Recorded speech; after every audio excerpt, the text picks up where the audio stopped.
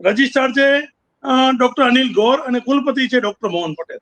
આ બંને મિગલી ભગત કરી અને પોલીસને કોઈ પણ પૂછ્યા વગર રાતોરાત યુનિવર્સિટીના મેઇન ગેટની બાજુમાં અગાઉ એક રૂમ પડ્યો હતો. એ રૂમની ઉપર આપ વિઝ્યુઅલમાં પણ નિહાળી શકો છો કે યુનિવર્સિટી પોલીસ ચોકી બોર્ડ લગાવી દીધું.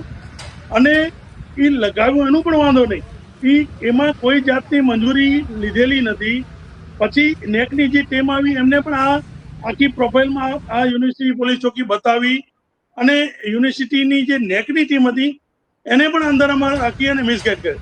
મને જે તે વખતે જ આ પ્રકારની શંકા તો હતી કે રાતોરાત કચ્છી ભુજની અંદર પોલીસ ચોકી મર્યાદિત સંખ્યામાં છે અને પોલીસ પાસે પૂરતો સ્ટાફ નથી, તો કચ્છ યુનિવર્સિટીને કઈ રીતે પોલીસ ચોકી મળી શકે.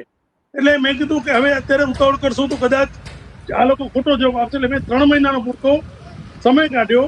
પછી ગત ઓગસ્ટ મહિનામાં મેં અમારા પશ્ચિમ કચ્છ પોલીસ વિભાગના પોલીસ અધિક્ષક પાસે અને યુનિવર્સિટી જેમના અંડરમાં આવે છે એવી ભુજ શહેરનું B ડિવિઝન પોલીસ સ્ટેશન